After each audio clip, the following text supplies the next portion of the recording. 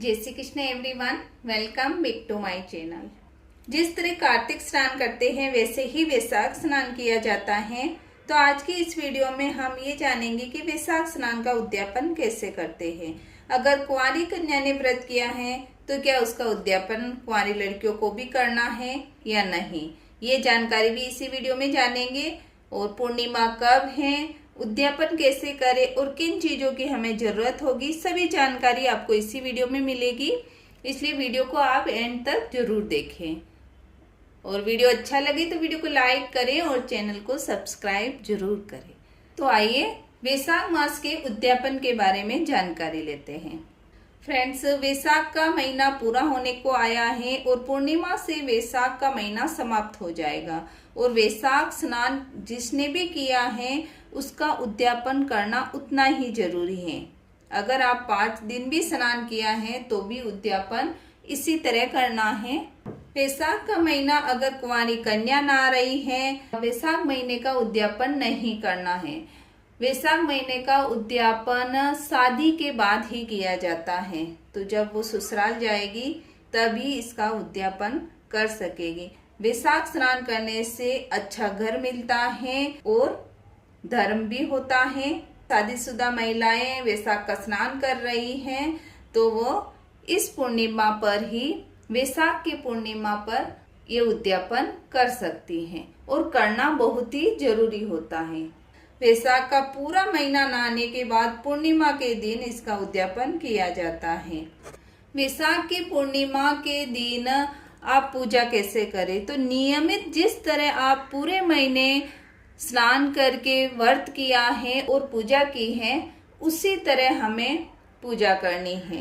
अगर आपने पीपल की पूजा की है, तुलसी माता की पूजा की है, भगवान विष्णु की पूजा की है, तो उसी तरह हमें पूजा कर लेनी है। तो सुबह जल्दी उठकर स्नान आदि से निवृत्त हो जाएं, पीपल की पूजा करें, तुलसी माता की अगर आप पूजा कर रहे हैं तो उनकी पूजा करें, भगवान विष्णु की भी पूजा की जाती है। तो जिस तरह आपने पूरे महीने पूजा की है उसी तरह उस दिन हमें पूजा करनी है, कहानी सुननी है।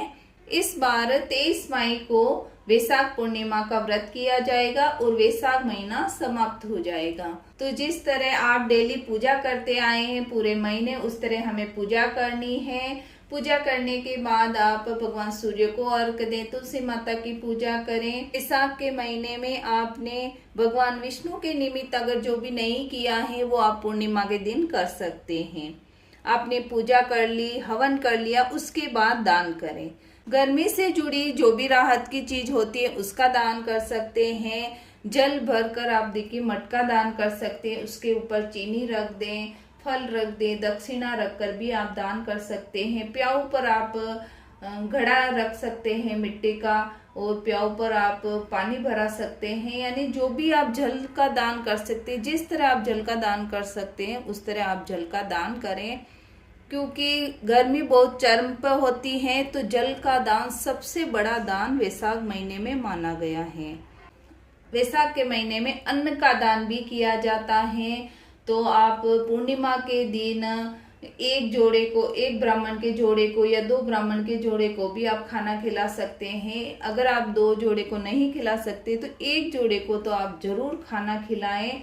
और उसके बाद हमें दक्षिणा देनी है। तो दक्षिणा में हमें क्या देना है वो देख लेते हैं। जो भी आप दक्षिणा निकालें या दान की चीजें निकालें, हमें एक थाली ले लेनी है, इसके अंदर निकालना है। कभी भी जमीन के ऊपर ये दान हमें नहीं निकालना है।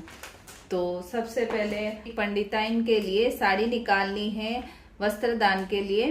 तो एक साड़ी ले लेंगे, इसके ऊपर आप श्रृंगार रख लें। जितना आपका सामर्थ्य हो उतना आप श्रृंगार रख सकते हैं, नहीं तो बिंदी, काजल और आप 2-5 आइटम इसके अंदर चीजें रख सकते हैं। तो इस तरह एक साड़ी लेकर श्रृंगार रख देंगे। देखिए पूरी ड्रेस देनी है तो इसके अंदर हम चनिया रख देंगे, यानी पेटीकोट रख दिया है मैंने, और एक ब्लाउज पीस रख देंगे। साथ ही हमें एक ब्लाउज पीस रख देना है। इसके ऊपर हमें दक्षिणा रख देनी है। इस तरह करके हमें पंडिताइन को ड्रेस देनी है। उसके साथ ही हमें पंडित जी के लिए भी ड्रेस लेनी है। देखिए मैंने यहाँ पर पैंट शर्ट ले लिए हैं, तो आप भी जो भी वो पहने पंडित जी वो हमें ड्रेस ले लेनी है। कुर्ता पजामा धोती वगैरह जो भी अगर वो पहनते हैं तो आप एक ड्रेस ले लें। इसके ऊपर भी हमें दक्षिणा रखनी है। साथ ही हमें देखिए एक छाता लेना है। छाते का दान भी बहुत बड़ा दान माना जाता है, तो एक छाता ले लेंगे। उसके बाद आप चप्पल जरूर लें। चप्पल हमें दान जरूर करना है, क्योंकि तपती हुई धरती में अगर आप चप्पल दान करते हैं तो बहुत बड़ा पुण्य हमें मिलता है। तो छाता, पंखा, चप्पल, इस तरह आप जितना सामर्थ्य हो उतना आप दान दे सकते। ये दान हमें ब्राह्मण और ब्राह्मणी को घर पर खाना खिलाकर उसके बाद उन्हें देना है। देखिए अगर आप खाना नहीं खिला पा रहे हैं तो आप मिठाई का डिब्बा साथ में रखकर उनके घर पर भी पहुंचा सकते हैं। हो सके जहां तक घर पर खाना खिलाकर ही हमें ये दान देना है। इसके साथ ही आप फ्रूट का दान कर सकते हैं। तरबूज, खरबूजा, बहुत सारे ऋतु फल आते हैं, उनका भी आप दान कर सकते हैं। इस दिन आप जौ का दान करें। जौ के दान को बहुत ही बड़ा दान माना गया है। तो हाथ का जो पंखा आता है उसका दान करें। फ्रेंड्स, जिस किसी भी व्रत का हम संकल्प लेते हैं तो उसका उद्यापन करना जरूरी होता है। उद्यापन के बाद ही संकल्प पूर्ण माना जाता है। फ्रेंड्स, दान कम या ज्यादा हो सकता है, वो आप पर निर्भर करता है। मैंने आपको वैशाख मास के उद्यापन की बहुत ही सरल विधि बताई है। 30 दिन का वैशाख स्नान होता है, तो 30 महिलाओं को खाना खिलाकर उन्हें श्रृंगार की सामग्री दी जाती है, और कहीं पर 16 महिलाओं को श्रृंगार की सामग्री देकर खाना खिलाया जाता है। तो इस तरह अलग अलग उद्यापन अलग अलग जगह किए जाते हैं। तो मैंने आपको बहुत ही सरल वैशाख महीने के उद्यापन विधि दिखाई है। जितना दान देते हैं उतना कम होता है, जितना आप में सामर्थ्य हो उतना आप जरूर करें। जो भी दान निकाला उस पर रोली की टिक्की लगा देंगे, और हाथ में जल लेकर हमें 3 बार जो भी दान कर रहे हैं उस पर घुमा देना है, और संकल्प को छोड़ देना है, और भगवान कृष्ण को अर्पित कर देंगे। कृष्णाय अर्पण बोल देना है। आई होप मेरी दी गई जानकारी आपको अच्छी लगे। वीडियो अच्छा लगे तो वीडियो को लाइक करें, चैनल को सब्सक्राइब करें। मिलते हैं अगले वीडियो में। वीडियो देखने के लिए आपका बहुत बहुत धन्यवाद।